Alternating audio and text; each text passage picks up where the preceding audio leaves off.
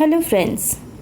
Today we will be discussing the chapter Systems of Measurement and Measuring Devices. So basically this is a chapter on measurements and measuring devices. So when we enter this chapter, first and foremost we should understand why should we measure things? What is the requirement of measuring? So it is just not enough that you observe a natural phenomena and go ahead justifying or answering any questions based on that. So for everything there is a calculation that is being involved. Okay, so all these are measurable quantities. Not going so huge, let me come down for students. You have your projects. So a project, if you're trying to design the borders of the project, you will need to know what is the length, what is the breadth of the page, how long is the page, so that you can buy the colored sellotapes or whatever required to decorate. So that is why it is very much required for us to measure an object. The next question is, okay, then how should I measure? So the measurement in earlier days, if I go back to history, in earlier days measurement was basically by using your hands, arm length, pace and all those things, which varied from person to person. Okay, but nowadays there are more scientific methods. You have meter scales, you have balances, beam balance for measuring mass, you have clocks for measuring time. So now coming across, what actually is this measurement? We understood why we should measure. Okay, it's required for us to understand how much quantity is required and how do we measure it. Okay, I can use a beam balance for finding out mass, or okay, I can use a clock for measuring time. Fine. Now what actually is measurement? Measurement is a comparison of an unknown quantity with a known standard physical quantity. You have an unknown quantity, the quantity whose measurements you do not know, and you have a known standard quantity, the measurement that you know.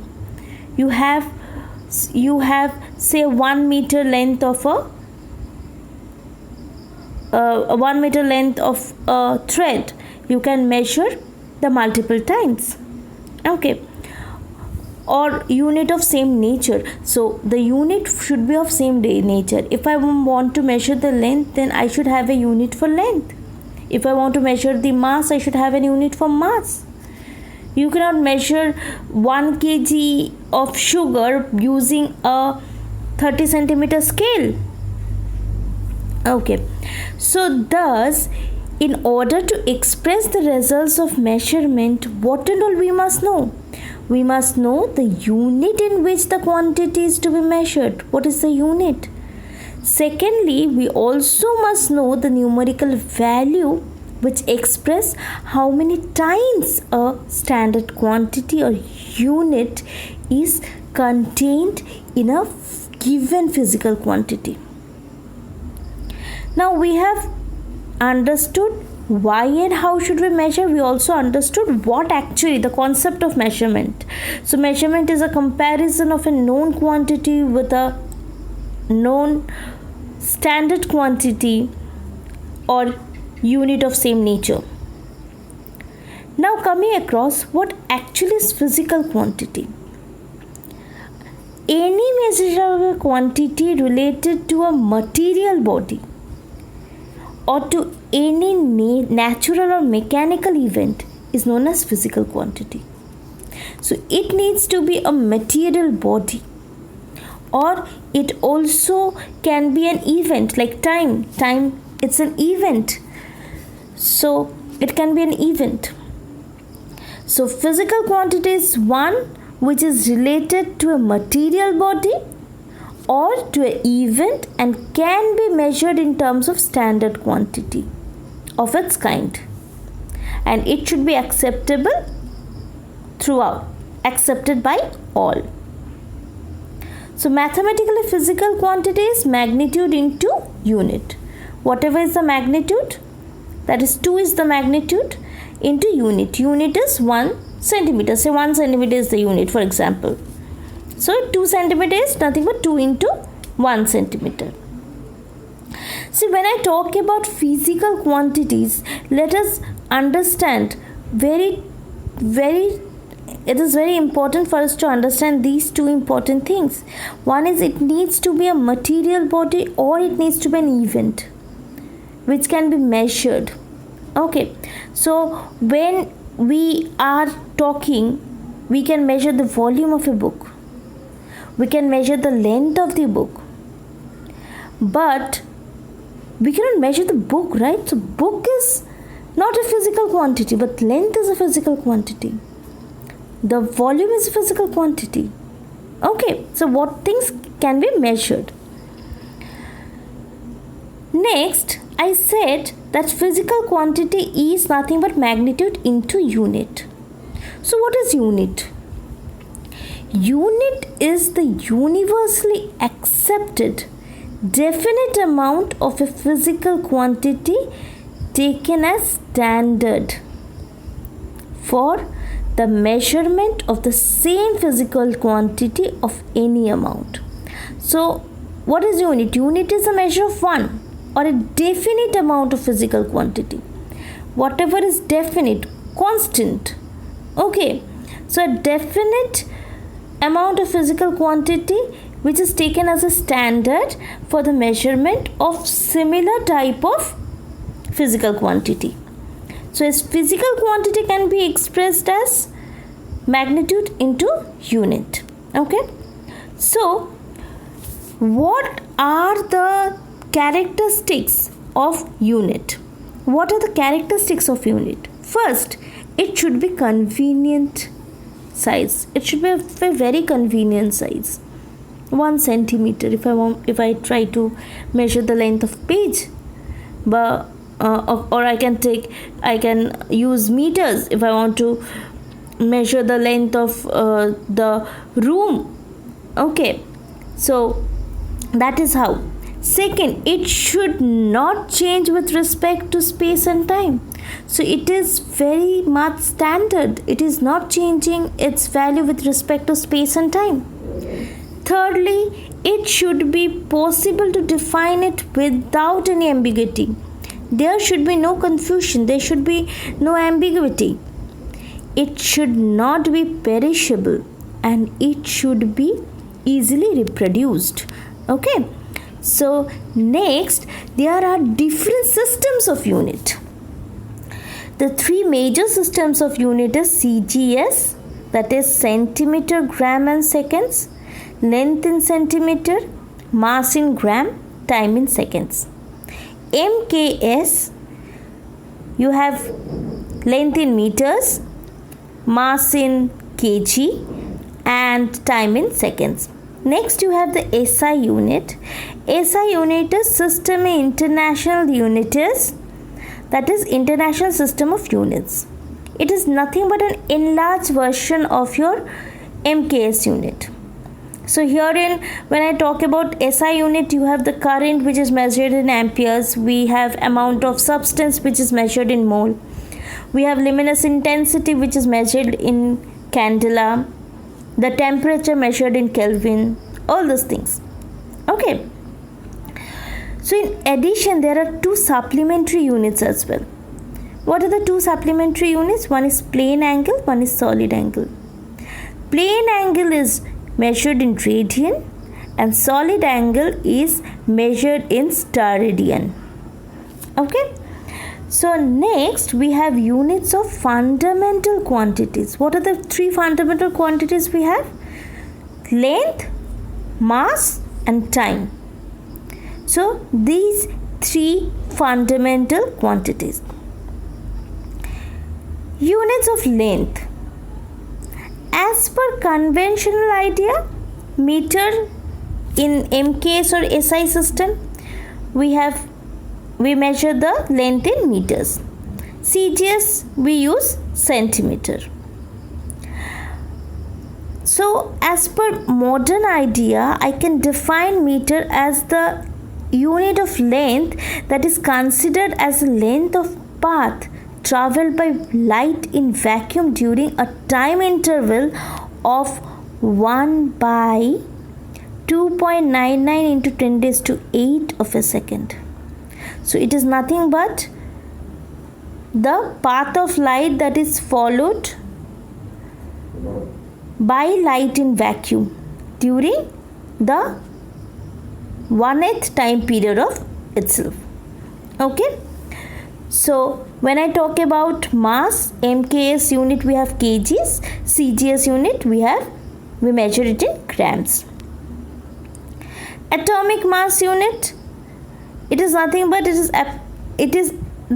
used to express the absolute atomic or molecular mass of various elements.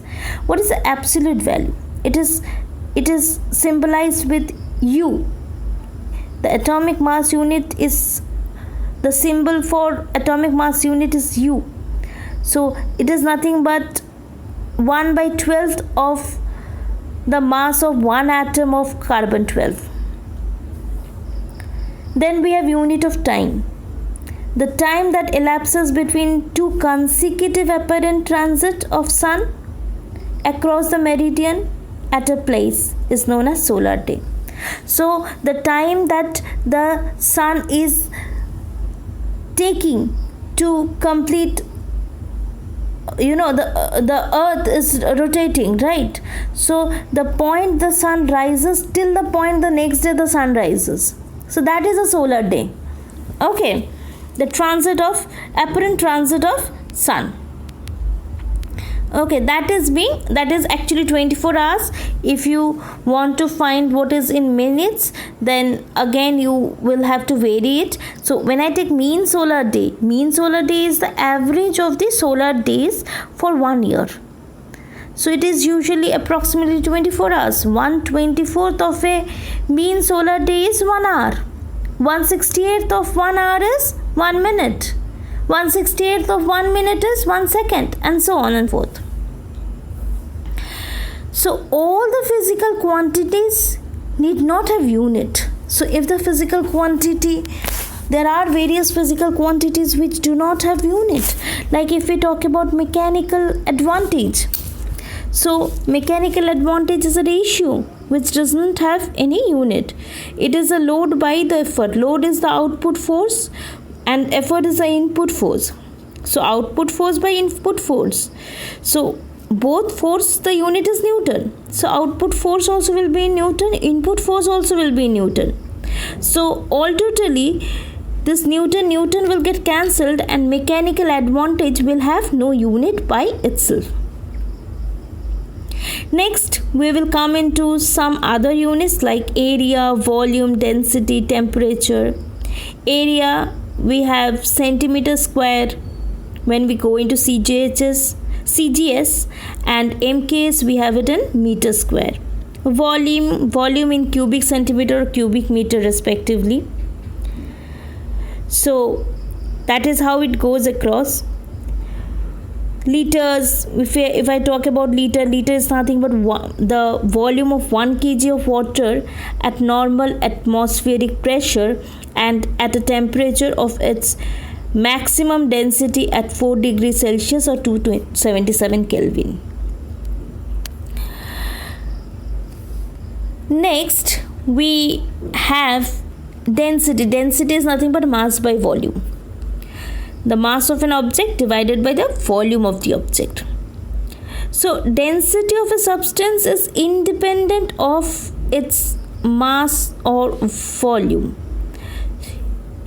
if the mass of a substance is increased or decreased, its volume correspondingly will increase or decrease. Temperature scales.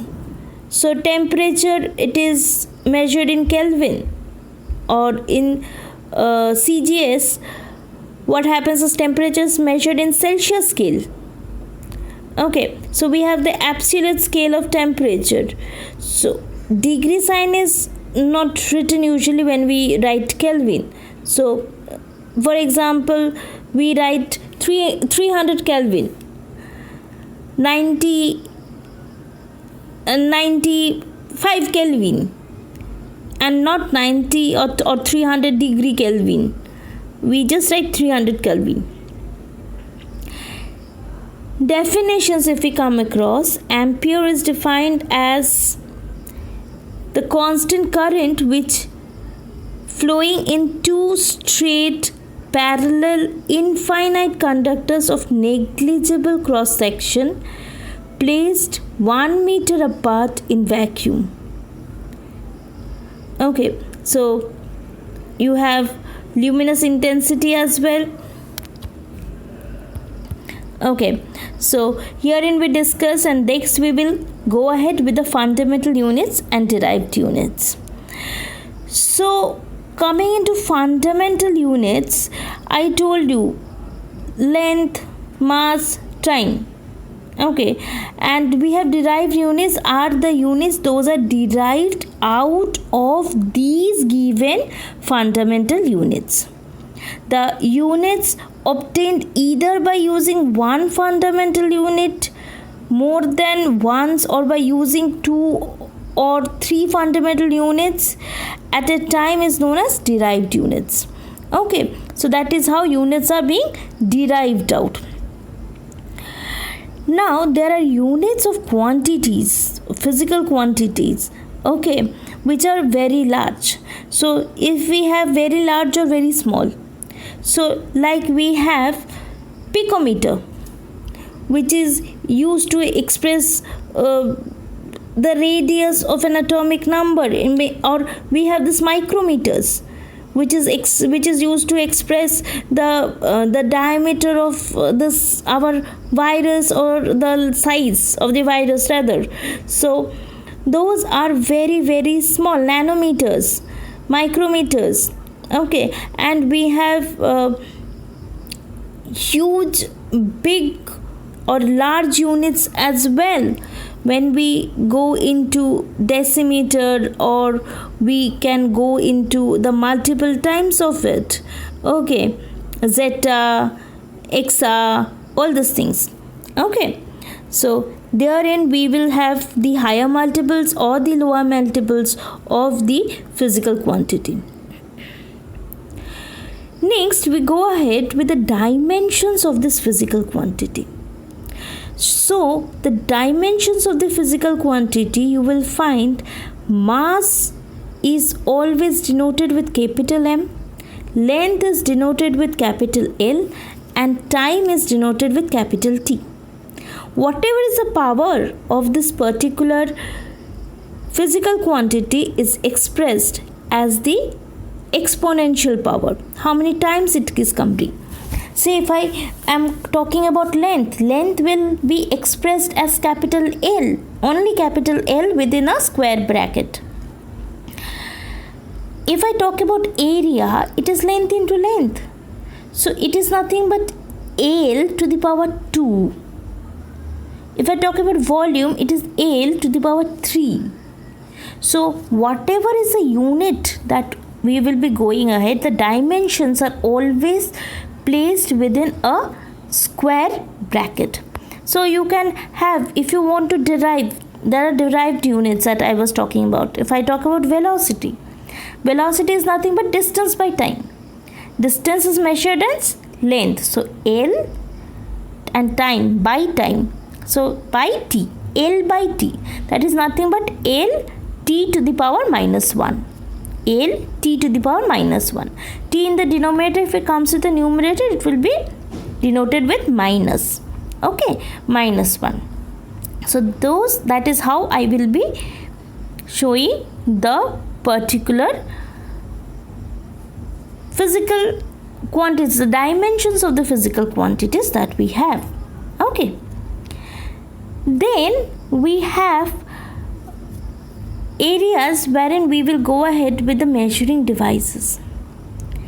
So there are various scales, measuring cylinder, all these things.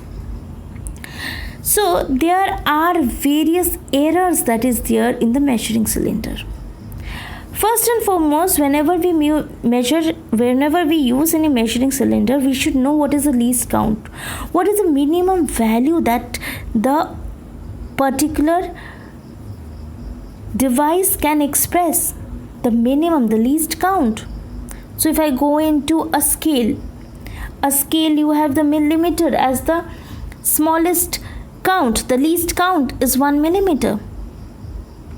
The range would be the smallest to the maximum.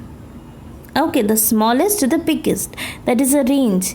The range through which the measurement can be taken. If I go into a 15 centimeter scale, it can measure from 1 millimeter to 15 centimeter. We have errors. So whenever we make measurements, we tend to make some errors. One is absolute error, which is exactly the error that you have made. The magnitude of the difference between the true value and the measured value. Next is proportional or relative error. This is a ratio between absolute value to the measured value. And if you multiply that with 100, you will get the percentage error. Okay. Now, how do we go ahead measuring length with a linear scale rod, or you can say a scale that we have? So whenever we use a scale, we will measure from 0, putting 0 at the initial point, and whatever is the final point, we will see what is the measure and we will write. If it comes and ends at 2, we will write 2 centimeter. If it comes and ends at 2 subdivisions after 2, we will write it as 2 centimeter and 2 millimeters, which is 2.2 centimeter. Okay. So accordingly, then there is, whenever there is a measurement, so for you it might be a 2.2 centimeter, but the other might say no, it is very close to 2.3 centimeter. So this is very common error, and this is known as parallax error. Parallax error is the error that happens when there is an angular vision to the scale. If you see the scale not right from the top but from an angle, then there will be a wrong measurement that will occur. Okay, somewhere lesser or somewhere higher. So that is what is called as parallax error. Now, to avoid parallax error, what do we do? So you need to coincide. There should be coincidence of a mark on a scale with a certain point that must be made along with the straight line, and you need to always have a visible right from the top.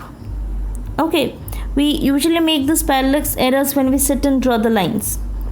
Okay, so that happens. Interesting uses of linear ruler. These are there to measure the thickness of a thin paper. You can measure the thickness of around, say, 25 papers and divide that whole measurement by 25. And likewise, again you take 50 papers and then measure the width and divide it by 50, you will get one measure.